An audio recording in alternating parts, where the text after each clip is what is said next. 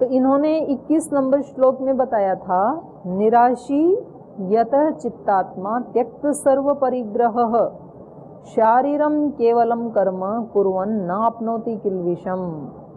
ये योगी कैसा होता है? निराशी। वो पहले ही पूर्ण है तो उसको कुछ पाने की आशा नहीं होती है, इस रूप में वो निराशी है। जैसे आज निराशा शब्द किस में प्रयुक्त होता है? डिप्रेशन के रूप में। यहाँ उस रूप में प्रयुक्त नहीं हो रहा है। योगी कभी डिप्रेशन में नहीं होता है, संतुष्ट है सततम योगी, सतत संतुष्ट रहता है वो। तो यहाँ निराशी का मतलब है कि उसको कुछ पाना शेष नहीं है, कोई आशा शेष नहीं है जीवन में, सब आशाएं पूर्ण हो चुकी हैं। और यत चित्तात्मा, और जिसका मन आत्मा उसके वश में है। त्यक्त सर्व परिग्रह, जो कुछ भी परिग्रह था उस सब को छोड़ दिया है, कुछ भी उसके पास संचित नहीं रखता है योगी अपने पास।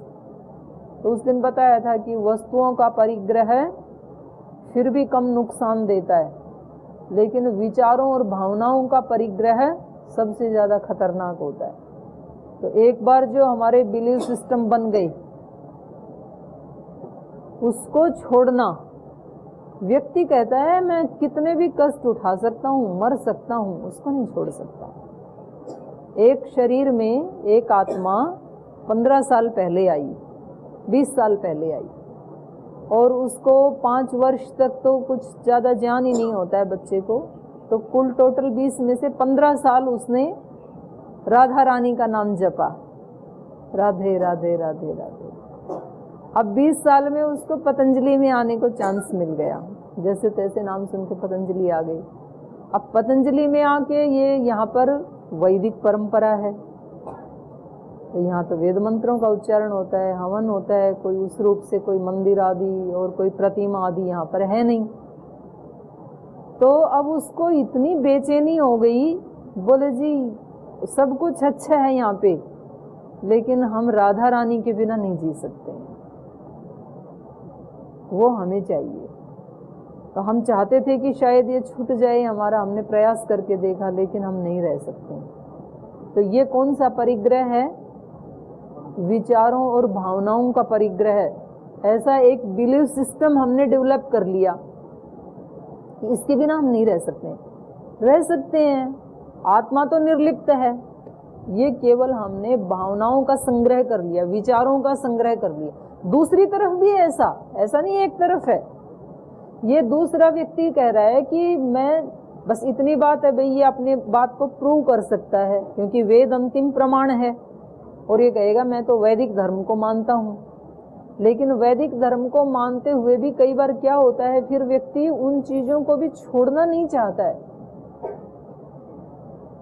मतलब जो सद्ज्ञान है उसको भी एक स्थिति तो ऐसी आएगी ना, निर्बीज समाधि, कि जिसमें अच्छे संस्कारों को भी क्या करना होगा, दग्ध बीज करना पड़ेगा। तो वहां जाके व्यक्ति ये अपने बोले मैं मंत्र पाठ को नहीं छोड़ सकता, मैं यज्ञ को नहीं छोड़ सकता, यज्ञ के बिना नहीं रह सकता हूं मैं। तो ये होता है हमारा भावनाओं का और विचारों का परिग्रह। और योगी कैसा होता है? सर्व परिग्रह त्यक्त, और वो छोड़ता नहीं है, छूट जाते हैं। इसलिए छोड़ने की कोशिश भी मत करना, आप पकड़ने की कोशिश करना। आप यहाँ चढ़ के आए हैं ना ऊपर हॉल में, तो कितनी सीढ़ियां छोड़ के आए हो, कितना त्याग करना पड़ा, याद भी नहीं है कितनी छोड़नी पड़ी, गिनी भी नहीं है आपने, क्योंकि ध्यान कहाँ था? इस हॉल की प्राप्ति करना। तो वो सीढ़ियां आपको छोड़नी नहीं पड़ी, छूट गई। कोई मलाल नहीं है चित्त में कि इतनी सारी सीढ़ियां छोड़नी पड़ी हॉल की प्राप्ति के लिए।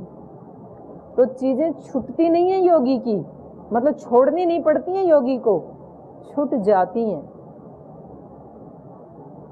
क्योंकि उससे बड़ी चीज को प्राप्त कर लिया। बचपन में कितने खिलौनों से प्रेम था आपको, रात में भी साथ लेके सोते थे।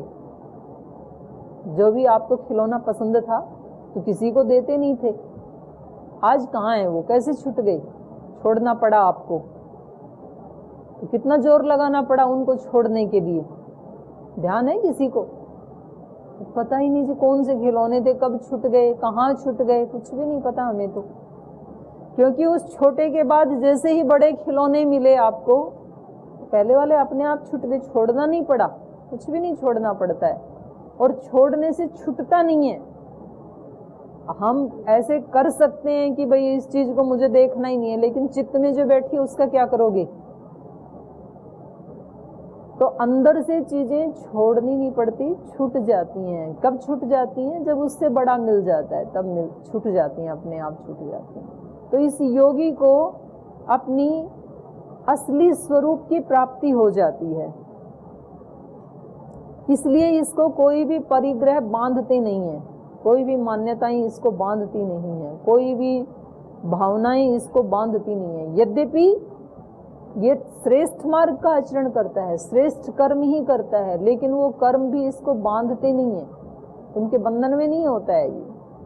तो यहाँ पर कहा त्यक्त सर्व परिग्रह शारीरम केवलम कर्म कुर्वन् आपनोति किल्बिषम। केवल शारीरिक कर्म करने होते हैं, क्योंकि शरीर है तो शरीर से संबंधी कर्म तो करने पड़ेंगे।